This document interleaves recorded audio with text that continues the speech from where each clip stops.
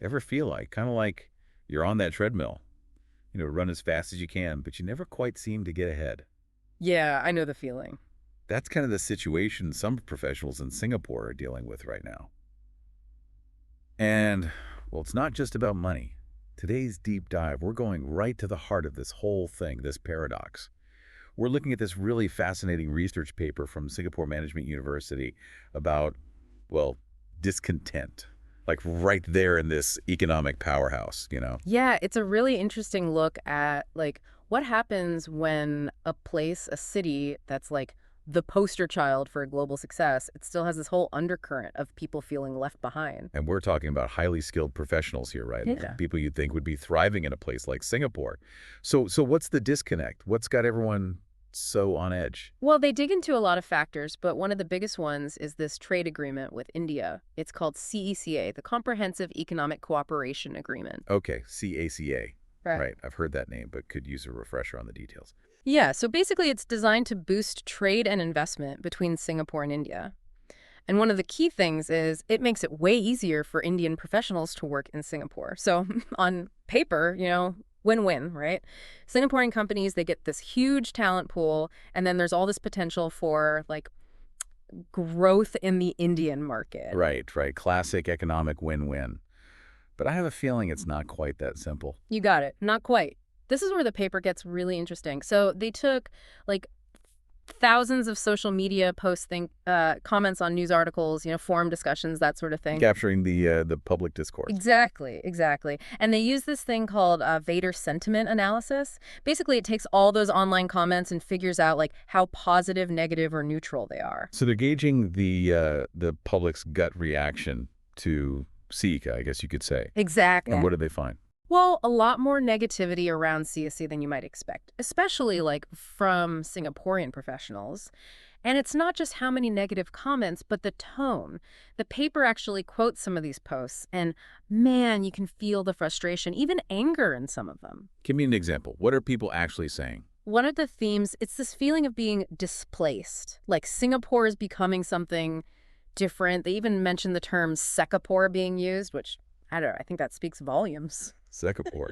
Yeah, that's pretty loaded. But is it really just about the economics? I mean, Singapore's always been this diverse global city. You're right. It's definitely more nuanced than that. And that's where this idea of intra-urban inequality comes in. Okay, intra-urban inequality. Break that down. So it means that even within a city as wealthy as Singapore, there are these growing gaps between different groups of people. And it's not just rich versus poor. It's about who has access to opportunity, who feels included in the success of the city. So even in a place like Singapore, which, prides itself on being this meritocracy, that feeling of being left behind, Yeah. it can still creep in. Exactly. And the paper argues that CECA, whether it meant to or not, has kind of added fuel to that fire for some people. And it's not just about, a smaller piece of the economic pie, though that's definitely part of it. It's this feeling of displacement, like things changing too fast and people feeling like they're, I don't know, losing their footing. It's like the city they knew, the city that reflected their values and their aspirations. It's slipping away. Exactly. And that feeling, that sense of loss, it can be really powerful, even in a place as, outwardly successful as Singapore. And this displacement thing, it's not, just some abstract idea. It shows up in some pretty concrete ways. The paper talks about how some areas, specific places in Singapore, like Changi Business Park, Marina Bay Financial Center, they're getting these nicknames. Chanai Business Park, Mumbai Financial Center. Wow. Those names, they really stick with you. They say a lot about how people are seeing these changes, even if it's not a conscious thing. Totally. It's tied into this whole idea of spatial identity, how we connect certain places with certain groups, cultures. And when those connections start changing really fast, it can create this kind of unease, even if you can't put your finger on exactly why. Yeah, your mental map of the city is being redrawn right in front of you. And not everyone's thrilled about the new layout. Exactly, exactly. And the paper argues that this whole spatial displacement thing, it's made even more intense by, housing patterns. Singapore, they're famous for that public housing system, right? And Yeah. it's done a lot to build those mixed income communities. But then there's this other thing. You've got those who can afford those private condos and those who live in the HDB flats. So even if you're doing well enough to buy a condo, it's there's this constant reminder. this visible gap between different parts of society. Right. And the paper, it highlights how it's not just about being able to afford it, it's about belonging, you know?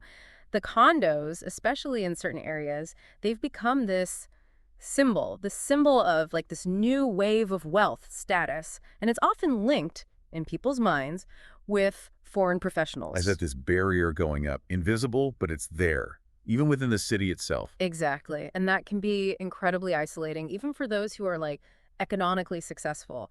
The paper, it quotes this one Singaporean professional, and they talk about feeling like a stranger in their own city. And this person, they're living in a nice condo, doing well in their career, but there's still this feeling like the Singapore they grew up in, the one they work so hard for, it's slipping away. So it's more than economics, really. It's this deeper sense of like social and cultural displacement. Like the city's identity is changing and it's leaving some people behind. You got it.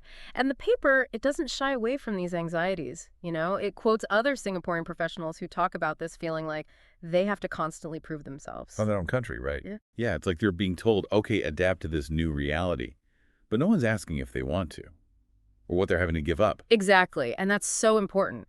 The paper, it makes it clear this isn't about being anti-foreigner or anti-change. It's about recognizing that this fast-paced globalization, even when it brings economic benefits, it can have a social and emotional cost. And those costs aren't always shared equally. Exactly. And the paper suggests, if Singapore wants to keep its social cohesion, it has to figure out how to deal with these anxieties to make sure that all its citizens, no matter their background, their job, they feel like they have a stake in the city's future. So we're talking about like a really specific set of anxieties here, coming from this feeling of everything changing so fast, so much displacement, even in a place like Singapore, a place that's seen as so successful. But I wonder, is this like a uniquely Singaporean thing? That's a really good question. And the paper, it kind of wrestles with that too. The researchers, they say, yeah, the specific details of Singapore, like the CECA agreement, that whole focus on bringing in global talent that might be unique. But the anxieties underneath it all, those are probably pretty relatable for people in other global cities, for sure. Is that feeling of like the world on fast forward, right? And those familiar places, they're being replaced with something new, something you don't recognize as much. And maybe you feel like you're the only one who's even noticing, or like no one's taking your concerns seriously. Yeah, you nailed it. Think about any big city that's gone through these huge economic changes lately. Mhm. You almost always see those same tensions popping up, the same anxieties about like who's actually benefiting from all this, who's getting left behind. And that question, is the city losing its soul, its identity in the process? The paper, it mentions some of the solutions Singapore's trying, right? Like upskilling programs, Yeah. those career transition things. But it feels like those are mostly about the economic side. Like, are those really enough to deal with these deeper anxieties we've been talking about? That's the million-dollar question right there. And the paper kind of suggests that, yeah, the economic stuff, it's crucial, but it's not the whole picture. You got to address the social and emotional parts of this. People need to feel heard, like someone's actually listening to their concerns, and they Yeah. need to feel like they have a say in shaping their city's future. It's bigger than just keeping up a certain lifestyle, right? It's Yeah. about holding on to a whole way of life, a community, a shared identity. Exactly. And that takes a much more thoughtful approach. It can't just be about throwing money at the problem. You got to actually engage with people, get where they're coming from, their values, what they want, what they're afraid of, and then you work together to build a future where everyone feels like they belong. That's a tall order, for sure. But, I mean, like this research shows, it's a conversation we have to have, not just in Singapore, any city, any country that's trying to figure out this whole globalization thing. Couldn't agree more. The future of our cities might depend on it. Well said. Today's deep dive, it's given us a lot to think about. We dug into those anxieties simmering beneath the surface of success in Singapore, that tension between like global ambition and, just being who you are, and the very real cost of all this progress, especially when it leaves people feeling left behind. We'd love to hear from you. Have you seen these same things happening in your own city, your community? What really struck you about what we talked about today? Until next time, keep asking the big questions and keep diving deeper into the world around us.